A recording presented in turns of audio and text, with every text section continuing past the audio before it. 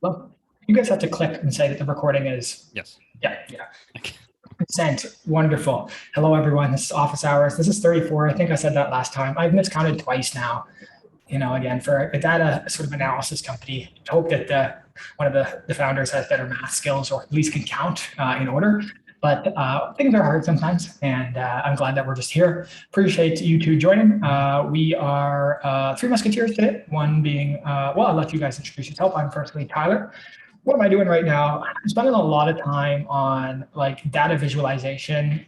And one of the topics that I'm sort of bringing up today, which is like, what are valuable or compelling points of interest in conversation or language that is fairly universal? So really trying to hone in on that. And this idea of there's a lot of data. How do we pull out the things that matter most? And how can that be relevant to as many people as possible without diluting that effort? So what a wonderful balance that is. I'll let you guys go ahead and make a little intro. Sure. I'm Lauren. I'm the accountant and administrator. Lately, I've been focused on writing applications so we can get lots of money because people need monies. Cool. Hey, I'm 𝗕𝗏, digital strategist here at 𝗕liche. Recently, well, forever writing, so that's fun. Should probably try to be a bit more creative with my writing too. So we'll see how that goes. And yeah, just thinking about how we're going to be moving forward. Good thinker. I like it. You fired up a new page today that you shared. Do you want to talk about that at all? Maybe what it is, why? That'd be just a nice little starting point here. Oh, sure. So one thing we've been focused on, I guess, from the organic growth perspective is this whole idea of providing free resources, free tools to the general public. So, we've already done that with a word cloud generator. We've done that with like a fairly simple like text and sentiment analysis tool as well. And, utilizing our system because, I'm trying to think within the framework of what we have versus trying to request new things. So, just God damn it, Tyler. No, but basically trying to create as many free resources as possible for people where they can get, see utility from the platform without having to necessarily even sign up or pay. And we kind of go from there. So a lot of MVPs being released, but some of them have been generating quite a bit of utility for us, which is good. So we'll see how it performs. If things go well, maybe we can even hit 10K signups by the end of the year. If things don't go well, you hold me to that. I mean, it looks good for me, but if they don't convert, then it doesn't really matter all that much. But we'll see. It's pretty impressive. Did you do that yourself? The page? Or is like 𝗏𝗁 helping out with the page there? I mean, the landing page I made, but then the embed recorders, obviously, just our embed recorder. So, yes, it was nice. I think you basically, yeah, I think you basically yelled at 𝗏𝗁 enough to force him into adding a download button.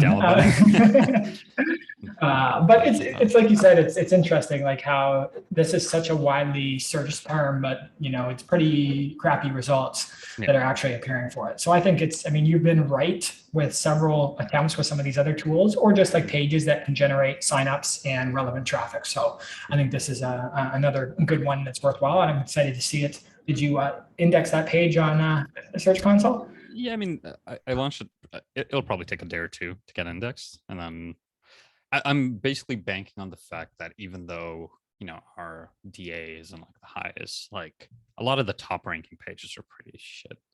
Sorry, but it's minus the established companies, like the companies that are maybe just, or even just people who've created like a free tool. Like we probably will never outrank them just for that specific thing, but even just gaining a bit of traction there kind of builds context around our product and our site. Because the hope in this situation is someone comes in to, let's say, just I don't know, like test their microphone or record themselves for whatever reason, and then they see that they actually have the option to transcribe and analyze what they just did, And then, you know, hopefully see value in the platform.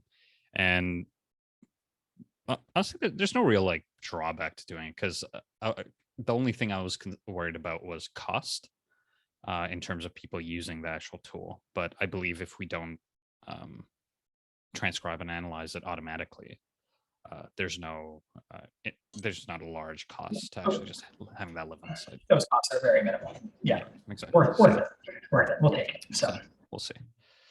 Okay, cool. Okay, thank you. I did my best to do a screen share there. I noticed the pop-up came up. I will filter that URL out, but that's contributing to signups against all odds. So I like it. The value proposition must be there. Or people are just happy enough to get free anything, as the call to action says, and have at least signed up for using that. So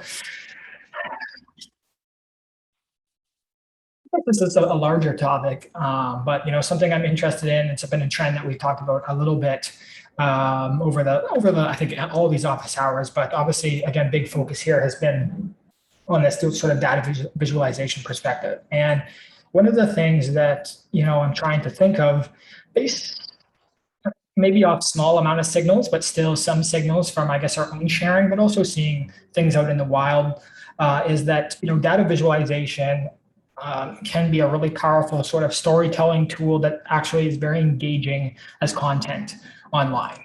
And so a couple, signals, for me are something like, there's a website called 𝗕𝗲𝗄𝗃 that, is basically data porn for these sort of people. It's a beautiful, thing worthwhile checking out, the way that they sort of break down. And it's a lot of quantitative data, but they do these wonderful infographics and interactive visualizations. The other one that I was looking at was like, just like infographics. I was just looking up that term, which is like one of the most competitive terms on the internet. I don't know if you even since I first typed it up maybe a couple months ago, it is like if you type on a SEMrush, it's like 100. And it's like, you will not rank for this page or this query, basically. So there's definitely a drive to it. And what I've seen talking to people is that a lot of people will use infographics to be like sort of like a lead tool or like a link generation tool. So they'll build an infographic, say, this is thing which is relevant to your blog. Would you mind including this in your article, and then share back? And so there's something I think really fascinating about that. And, just a couple other things like some sharing that we had done. So we did that Drake analysis, which we talked about last time, but also just very quickly shared out, like sort of automatically generated. It's really cool how automatic it is now, because I dynamically populate the titles. Basically just a quick analysis of the Apple event that happened, I think at the start of this week. Shared it into a couple spaces. LinkedIn sort of got some traction with a couple comments and people messaging us. And it's just like people having this cultural event, sort of summarized and visualized in a different way that is an engaging piece of content, especially for people who are interested in that. So I guess I'll leave it there, but I'm just trying to think of, how do we use our own visualization tools? Maybe some of them are still rudimentary, but how do we use them in our own content strategy? Then how can we also communicate that this is a valuable thing for other companies and potential customers to be adopting?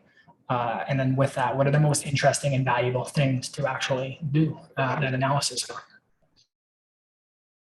I think to your point, I don't know if I'm going to be saying this word. Is it virality or virality? I will take both. It doesn't matter. Okay. Like the virality of like a good visualization is very understated. And not to say that it hasn't been done, right? Infographics are an amazing way to not only gain backlinks, but just to gain brand awareness and traction, right? That's why so many educational based businesses, whether that's your SEMrush, your Moz, whatever. I mean, obviously talking on the marketing side, but even if you were to look at SaaS, like I'm pretty sure Gong has a couple of infographics, HubSpot, right? Where they're spreading awareness of themselves as leaders in the field purely through visual storytelling, right? And that's super powerful. And kind of points to your comment earlier about it being such a competitive space, that if it genuinely is one of those things where from a pragmatic perspective, it doesn't matter, right? Like as long as you're getting the data onto a page and people can read it, you're technically doing the job. But from a user delight perspective, people don't like looking at ugly dashboards or at ugly infographics, right? Because it's like it doesn't really spark that same level of joy when an average consumer looks at it, right? Like someone that isn't super technical. Like for technical people don't care about how something looks, right? They're just like, oh, great, it does the job for me. And I think, for example, that was something I was talking to you about with respect to like Samsung Health versus Apple Health, right? Where you kind of see the two different approaches, where Apple Health is very focused on user, like making the end user very happy. Well, the Samsung Health, I'd say, has a lot more detail, but it really relies on the end user to glean information from that in their own way. So rolling that back into what we can do with what we actually have, I still think there's strong value there. For example, some of the infographics you created were actually really good. So, considering that you were able to auto-generate those more or less, right? Like obviously there was the data cleaning aspect, but once that was done, you just plugged it into the GDS and printed it out for you, more or less, which I thought was pretty impressive, and kind of gives us a framework for when we can actually just hire someone to make it prettier, right? And then the next element of that as a content strategy, I guess, would be actually figuring out distribution channels and how we do that for people, right? Because there would be two groups of people, two major groups. It would be the people that just want to look at the end result, and then the people that would look at the end result and want to create similar things, right? So how exactly we do that, I feel like that's really up to us. And in terms of creating the visualizations, I wouldn't say any of us have design as our strong suit. So, no, visual design, not functional. So that's all just came in here, and now you've hurt his feeling, and he's probably going to leave right away. No, visual design. I think in terms of functionality, like we do a pretty good job. Like the more I even look at other apps in the space, the functionality is essentially there, right? Like once people know what they're doing, they just do what they do. But when it comes to shareable assets, I think a certain level of visual polish is never a bad thing, right? Especially nowadays with things like Canva and stuff. They just hit what, 40 billion in valuation, right? Yeah, no, 40 billion, raised 200 million at that valuation. Yeah. So it's like pretty nuts, literally, for, hey, paste things on this page and then share it, right? So some cool things there. It speaks to, and I mean, we sort of talked about that earlier, but it just speaks to that power of like visual storytelling, the impact that visuals actually have. And like for I think, was it you who shared it, who was like something about like WTF data or something? It was like this site of like basically data visualization gone wrong, and it was just horrible and clunky and like made no sense. And it's almost like looking at art in a way where it's like, there's one part of it, which is, okay, the data speaks to me through this visualization. And the other is like, but this is also extremely visually pleasing, and I want to continue to look at that. I know, Nihal, your critique of it, which I think we all agree on a little bit, is this green is too bright. So how do we deal with that? And then even another really interesting thing that emerged this week, we sort of did, very simple, but just tried to improve like very small, like level of visualization within the system. We haven't done anything with the sentiment yet, but this chart, I don't have a previous one, so people might still find this bland, but it's actually a measurable improvement. But one of the things that we sort of had the debate on, and it's a best practice, which is we had multicolor sort of visualization, because we were sort of trying to get away from the branded green of speak maybe being too strong. But what became very clear, what was important, was that those colors are adding no additional value, or it's actually skewing how someone represents or understands that data, because they could be focusing on a color thinking that has meaning, and it doesn't. So it's also sort of this mix of like art and science of the visualization that is really interesting to try to crack. And then when applied to language data, it's even more, of a sophisticated way to get there. And then you break up audio and video and speech versus actual written text, and it adds a whole other element. And then one final part that I'm sort of navigating through right now is like, for example, on Twitter, I can share that infographic. Like I'll just share it quickly so people can see what that looks like. This idea here where it's like the Apple event, and it was, it was pretty cool. It was very quick, and it, again, like completely automated. And what was even cool here is like I'm getting better at pulling out quotes automatically. So it's like length of sentence plus sentiment score, pick one quote only. And it's actually from multiple tests, it's been pretty good. But the problem is on LinkedIn, you can't open up the image and zoom in, especially on desktop. On Twitter, you can. So you can't just format the visuals as one standardized one. There's actual need to format it to the best practices of those platforms so that people can then interact with the data in the most valuable way. So it was cool that people liked this on LinkedIn, but when I went back to review it after I posted it, I'm like, you can't even really tell what's in here unless you actually download the image and zoom in on yourself, or you're on mobile and then can zoom in. So like thinking of that, I mean, that's where Canva, just in that case, has been so powerful, because they allowed you to not just create an image, but on premium plans, like this, they auto resize that image for every single platform automatically. And as platforms continue to grow, as desktops and mobile devices continue to grow, this is a difficult task. And if you can, reduce the amount of work and manual labor and make that repeatable, there's a lot of value added there.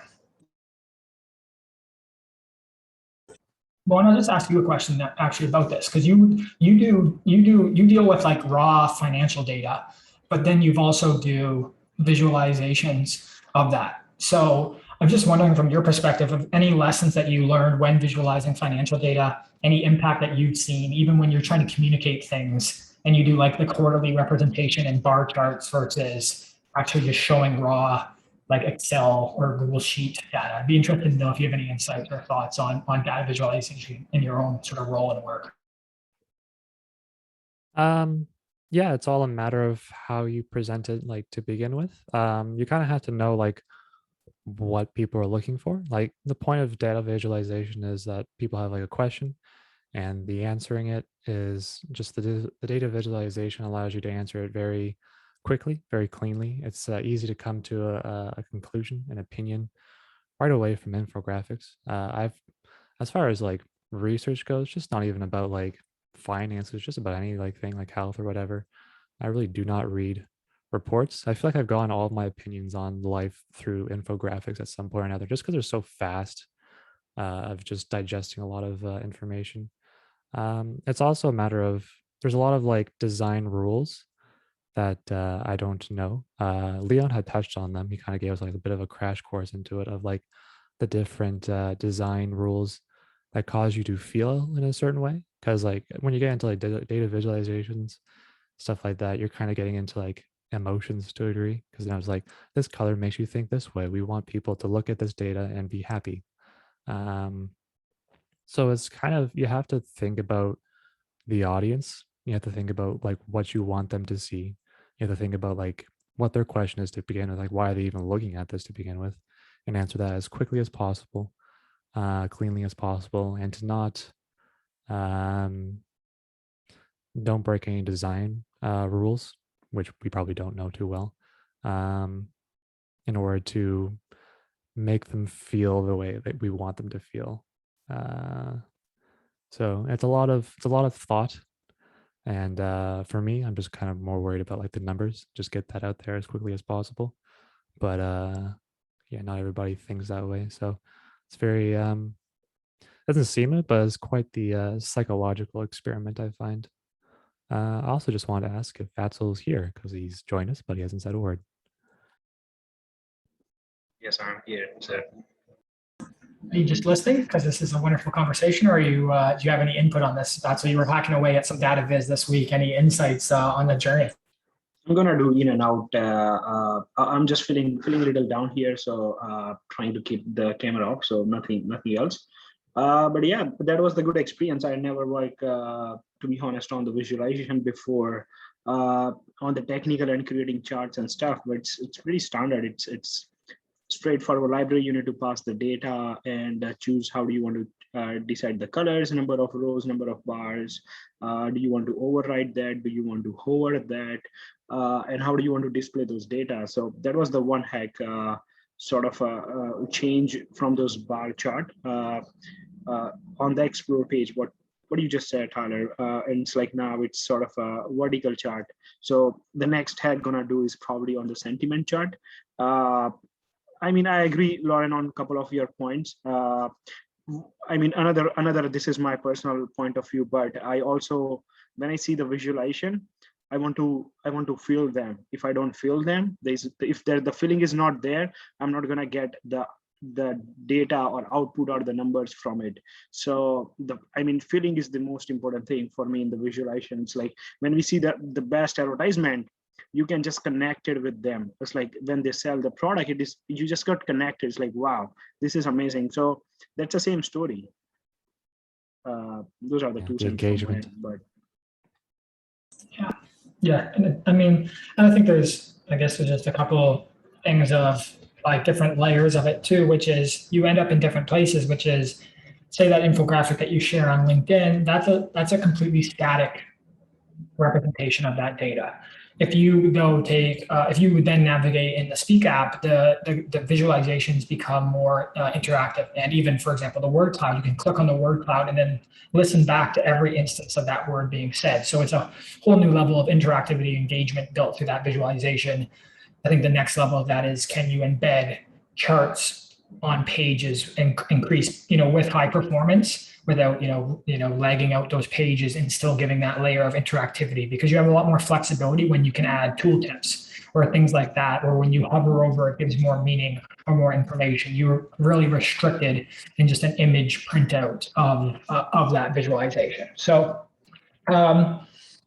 yeah, I mean, sort of, that's correct. I mean, I was looking at the different charts library which are available right now. It's most of them are using by everyone. Consider the three Apex chart, charts.js. There was one with the hyperchart or something. So it's like all of them are the standard. If you see the comparison just by doing Google, you will see that most of them are depend on the performance, and the performance has the direct correlation with the number of data points you feed to the chart. So what does that mean is when you are feeding more than 1,000 data points, the performance is going to suffer. So you might see the latency, the charts might take more time, and a lot of stuff are going to go connected. So I mean, everything is chart is chart. It's like bar chart is bar chart. There's no rocket science in that, but it's just about number of data points with all this library. Well, and it adds up really quickly when there's a big difference when you doing your word cloud and your bar chart for this month to date versus all time. That's a big load that's actually coming through to then be visualized. And again, very powerful in the end. That representation is wonderful, but you see that in Google Data Studio and other visualization services, how long that, you see the loading bar running. It takes so long to actually pull all that information together and then display it. Just from another perspective, the way that I've looked at it as I was doing some research on 𝗤𝗲 software, like there are, amazing tools, Tableau and things like this. And it's crazy how, expensive these tools are. I don't know the exact numbers, but like Tableau for, enterprise, you're looking at $100K plus for a visualization tool. And of course it has, a way to pull in all these valuable inputs and deal with quantitative data. And what was amazing, like, I don't know how we could get to this, but I was watching some Tableau examples and it was like, it would take the data and it would actually print it out in sentence format as like a summary. So that was also really like, it would say like, I have no goddamn example right now, but like, when you are in London, you eat 20% more Big Macs. I don't know why that was the example that I used, but it took that data and then used it intelligently, would print it out into sentence format. So that's another way of sort of representing information that's really valuable. And the reason Tableau and these systems are so valuable is because when you deal with the C-suite and executives, they don't even have that much time to dedicate to dealing with raw information. They just want, sort of the visual representation, they're relying on their analysts that it's accurate information and represented well, and they use that to make very important decisions. So like trying to also go along in that journey, and we have both opportunities with that, like visualizing things more in graph formats, but then also giving like things like highlight reels or summaries of conversations and language that can be very powerful if done well, but then it can also be, I would say maybe the word is too extreme, but detrimental if not done well, if you're representing that information not accurately. So definitely a lot of thought being put into this. I know it's maybe not all what you guys think about, but for some reason, like data visualization has been a big part of my career through analytics data. And it's nice to start trying to be taking something that I'm much more interested and passionate about, which is language and conversation, and trying to do some work there to produce value. There can be some quite in-depth graphs as well. I think when you get to the point where you have like a whole database of graphs and they're all connected in some way. So like you have your one graph that you're having in a presentation, and maybe someone has a question, they want to go a bit deeper. Things like, Tableau and software of like that nature, you can like click into the graph and it takes you like down deeper into like another like subgraph. So it's a great way of just having all of your data super accessible and like right away. I think what we have right now is mostly just like PDF, so there isn't really a lot of diving down that we can do at the moment. But yeah, it just opens up it just makes it so easy just to get to the bottom of things like right away. And I don't know, maybe it depends on who really needs to get deeper and deeper. I'm just trying to think of like from like a medical standpoint, what would maybe they want to go from like an overarching look of like all the patients that they have like over the past month, and they say, oh, okay, something's wrong over here. Can we dive a little deeper into like this pool of patients? So yeah, there's just so much opportunity there to improve for us, especially too. Yeah. I guess it just sort of leans in on, which is like also what I'm sort of trying to think about right now, which is like, what are these, and again, the word is too broad, universal, because you can't be everything to everyone. And that's something that we're actually purposely trying to avoid, but which is this idea of like, what are the most crucial points in a conversation, in a presentation, in even like a patient practitioner relationship. I mean, those are pretty vast differences. Even as someone I talked to earlier this week, what's the most important parts of a investor talking to a founder? There's all these moments in life where there's these very crucial conversations. Generally we're in a place today where we're processing too much information as people.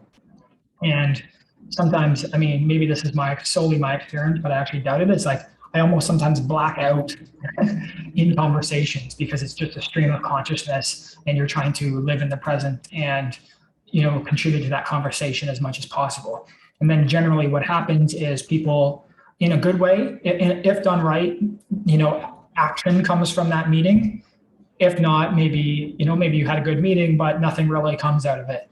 But what we're seeing now is, again, recordings of all these meetings and conversations and webinars. And then what I find is, again, this becomes a sort of siloed asset that people then don't re-access or they don't review. Most people don't want to review or listen back to meetings that they were part of.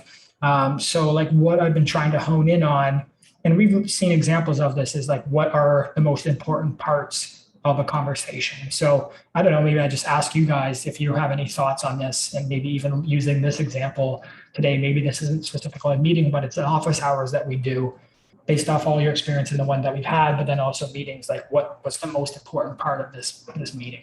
What do you view as that?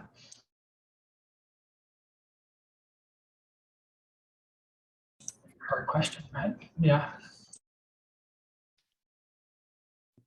Sorry, could you like, so what are you looking for? Like, what do we think is the most important part about like our it meetings? does? Yeah, I mean, and then obviously our meetings is I'm sort of using that as a use case because we're having the personal experience of that right now. But in general, with the kind of tool that we have and the analysis that's possible, like what is the most valuable thing that needs to be provided to someone after something is done so that they can then derive value from it?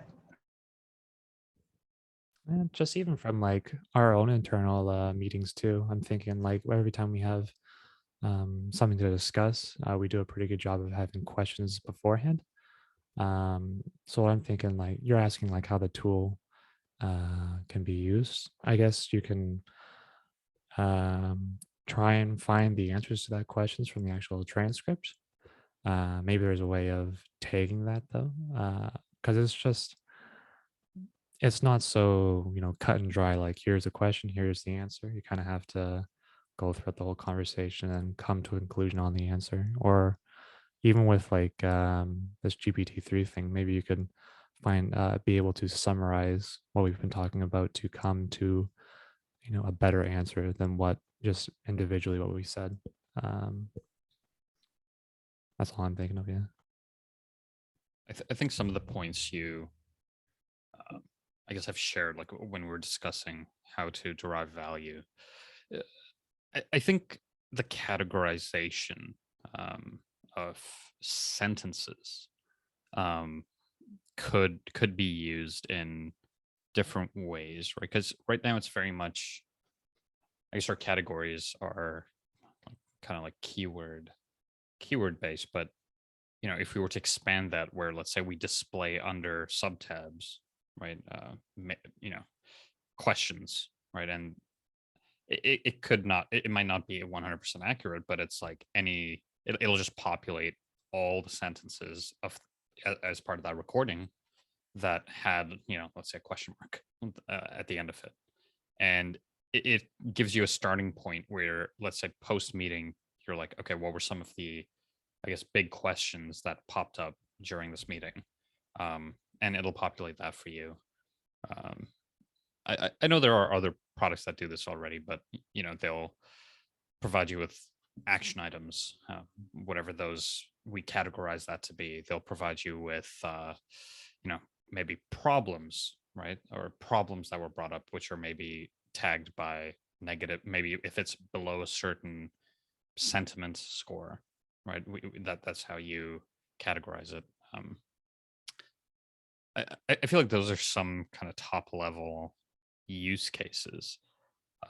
I did see a neat one that I shared with you recently, where they basically had a voice assistant built into the platform, where as they're meeting, so it integrates with their actual meeting platform, and as they're doing the meetings, they can do things like, hey, blank, right, add an action item to do blank, and it'll like mark it at that point in the recording. And then you can like review all of those at the end of the thing. But then, I could see us doing that manually, even just as simple as record, you can leave comments on different parts of a recording as an example. And then those would populate on a side panel or something where it can be reviewed. That's, like the one team that we're working for right now, they've actually given sort of commands to their people who are recording using our system to use certain keywords or phrases to then indicate where they are in that process. So it is a practitioner relationship there with a patient.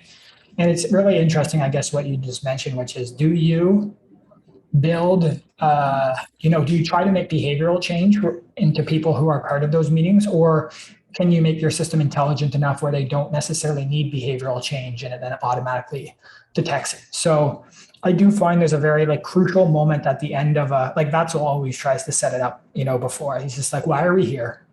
And then at the end, it's like, okay, great. This presentation is done, or we've talked about this. What do we do now? And I think that's the really important part. Realistically, it's not that the part before that is unimportant, but really in the end of it, if we are to review and think, okay, this meeting happened, all I really need to know is, what do I do now? Maybe I learned this, and here's what are the next steps. And, even something like next steps then becomes a very important part. And I think where I've seen value, and we had it for a while, Nihal, I don't think you ever saw it, but was like, I think we did needs and wants or something. It was like, and so we had a little tab and it was like, here's everything that you said you needed. And it wasn't just needed. It was like, if you said require or I have to, it was basically all those sort of like intents around need. It would actually display in your dashboard and it could summarize, could actually pull all the sentences from every audio, video, and text entry that you had put into the system.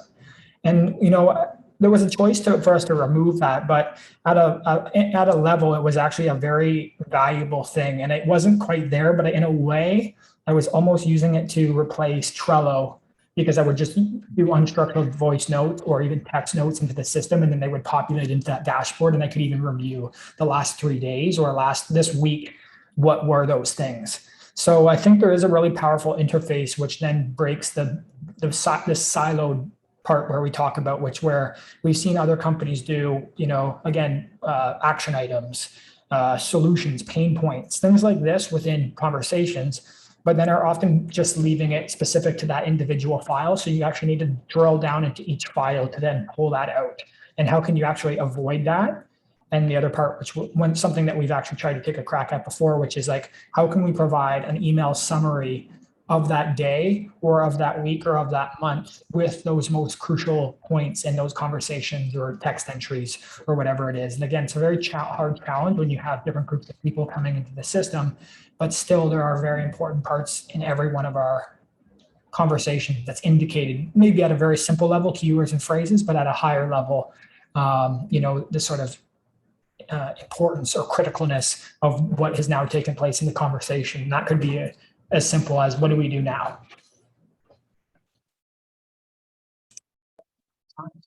I'll leave this here then.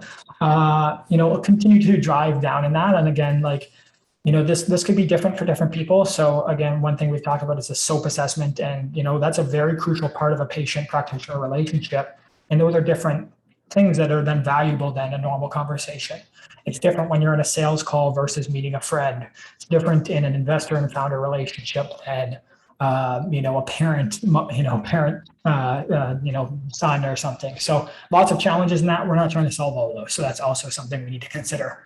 It's a Friday here. So I guess, Nihal, I'm going to let you take on this topic that we didn't quite get to last week about sort of, I mean, I don't want to spoil the topic, generative AI, sort of creative applications of technology. So I'll let you maybe summarize a little bit of that. We can jump into it and have some fun while we wrap up this office hours.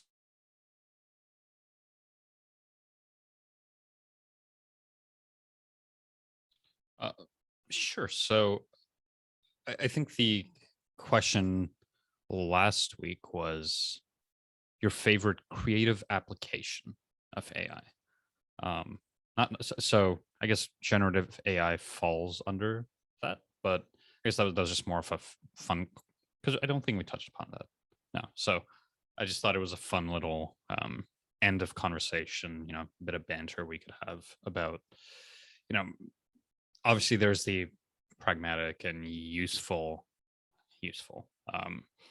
parts to like AI application, but what are some things that you've seen, some ways people have used AI, or, you know, whether that's like machine vision, whether that's voice-based, whatever it may be, to create exciting creative opportunities. So, you know, from my perspective, the one I played around with last week, and I kind of revisit anytime I just have like 10 minutes to kill, is AI Dungeon. I don't know if you've ever given that a go. And I think it's fascinating. As someone that likes fantasy, and I like fiction books and novels, and the stories that thing comes up with, it's just so ludicrous that it's great, you know. and just the way it prompts you to actually, I guess, like keep the story going, the way it just creates worlds based on, you know, whatever the GPT-3 data set it has, it's very fascinating. So I'm not sure if you folks have specific examples of things you love as well. Is that the one where it's kind of like one of those old DOS games where you kind of like type in, it's like, oh, RPG. walk here, Yes. pick up this. Yeah. Yeah. What's the most bizarre story you've run into then through that? Does it get a bit too wacky, or is it kind of grounded, you find? I believe when they first launched, like just from what I read, I think there were some issues with it. Like people were using it to create really messed up stories. But I think they've added more filters over time to, you know, prevent things like bestiality and stuff, right? Like avoid weird things like that.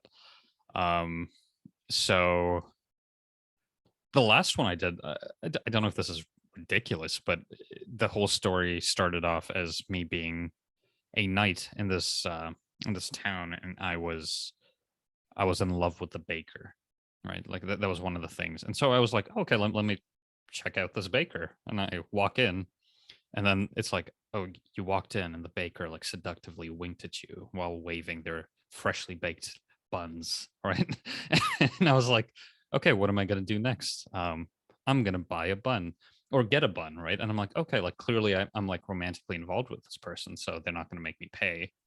And it's like, it basically told me, yeah, this loaf of bread is going to cost you like 10 million currency or whatever it is. And I'm like, I thought we were in love. So it was a pretty funny experience. And I like that it doesn't take itself too seriously either. I mean, I guess it can't take itself too seriously. So that was pretty funny. I think it just speaks to something too of you having a completely sort of unique, original experience. Like you're generating a world that only you are going to have. And that's such a powerful human thing. Like at a core level, it seems like we have this drive as humans to be creators. Different ways that we exercise that, but the fact that we now have technology augmenting that primal human desire in actually like a very heartwarming way in some cases is like a pretty beautiful, profound thing. And again, yes, people are going to take it dark. I think if we looked at all our office hours, that was the first time bestiality had been used. But you know, there are so many, you know, that's when I talk about it all the time. Like there's all these, you know, applications of technology that can be used in possibly negative or scary or horrible ways, but there's also so much delight and magic and beauty that can be created too. I also think maybe sometimes, you know, when I think about AI and its application, like I think AI has been used for way longer than it's been in the mainstream, right? And I'd say from just a video game perspective, like I still remember this one fact that I learned in the game like Metal Gear Solid 5, where the AI was reactive to what you did, right? So basically, if you early game or at any point, if you were basically getting too many headshots, basically what you'd find is as you kept playing, enemies would be more likely to wear helmets, right? And I'm sure that's very simple. Like there's probably a counter where it's like, oh, if you know, like headshot percentage is above blank, like put on helmets, right? But I thought that like little things like that, I think just add that sense of wonder, right? It's like, oh, that's like a real person, right? which I think is cool. Just, you know, it's a little different. I was thinking about it the other day because I'm a pretty big shooter gamer when I was growing up, and new Battlefield's coming out, and like maybe it's not the same, but there's obviously a lot of dynamics that go into those buildings and maps being completely destroyed and becoming like your battle that you had. This tank destroyed this building, and in that way, you know, in another game in the exact same map, that building had never been destroyed in that exact same way. So the experience is so personal and this sort of communal event that is happening. And I think the more we can actually leverage technology in that way, of course, there's probably a difference between you killing each other in a 64 versus 64 battle online, but there's a lot of other things, like just a couple applications that I've seen recently. There's actually a place in Toronto right now where you can go, and I don't know how they actually manage this, but you go in and the lights and the music is then responding to your heartbeat. So it's like an interactive exhibit. And I don't know if they're putting like one person in at a time, or if they're actually grabbing, for example, how could you do that on a communal level where you're doing breath work with people and syncing people and then reflecting the experience that they're having with lights and music and sound. And they've gone as far in some cases to now introduce sense and things using this kind of analysis. So there's like some amazing potential there. One of the things that I've really been thinking about, that's when I've been playing around with it. We've been playing around with it all together for a bit. It's been just this like image generation thing. And like Vatzel I wouldn't say Vatzel had skepticism of it, but he stumbled across sort of some art on Twitter that was built by some of this things, and like sort of had that same profound experience that maybe I had when I first came across it, which is like the fact that you can just type something and it's created is incredible. Like I went to this interactive Monet exhibit, like the artist, sort of like the Van Gogh exhibit a couple of weeks ago, and it was really beautiful. But I just thought of it, that guy would he would gather all his paint and then sit outside for 5 hours and paint this thing. And now you, with no artistic skill, can just paint with just your imagination and have it reflected, and then tune variables to make it more trippy or less trippy or whatever. Like it is in a scary way, almost a godly power that is being given to us. And just one other thing, little that sticks out to me was like, it's actually a person who asked, they're building this application for sort of digital therapeutics and mental health. And it's really interesting what they want to do, which is they're trying to transcend representation of emotions and how someone's feeling across language. And so it's really interesting. I've been doing analysis on some of the notes that I've been taking in Speak, since I can now export them much cleaner and it's really amazing to see sort of like trends in analysis. But the other thought that I had is, the prompt that you're putting in, depending on how you're using it, could be a representation of how you were feeling at the time. It's completely unique and original to you, and it's only for you. And it's almost like a swipe book, like a photo library of emotions or feelings that you had represented in a different way than just sort of like analysis of the language that you are using. And so I just imagined this sort of, this thing where you could go and reflect on how you were feeling and just look at an image that was completely yours and represented that at the time. I just thought that was really beautiful. And I think that we'll see more representations of ourselves through technology like this in the future.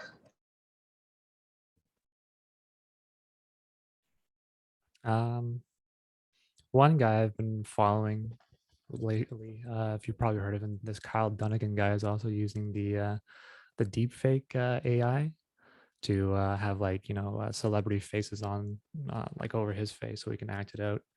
And it's just remarkable how much more range you can have with that, like how much more visual humor you can add to things. And it just opens up a whole world of movies and entertainment going forward as well, where you can have like, dead actors pretty much reliving or like doing a new role. It's just a matter of, I guess, the voice. You can get like their face kind of there. It looks pretty, you can definitely tell right away it's a deep fake, but it just shows that maybe eventually there won't even be people around. It'll just be a bunch of robots with auto-generated faces and voices and all that. I don't know, but he's hilarious. And he actually was a comedian who sort of broke boundaries by using this technology. And he would have I guess the Kardashian family all talking at once, but it's all him. And to think the complexity of the execution of some of how he would do that is having to record those conversations and then time them.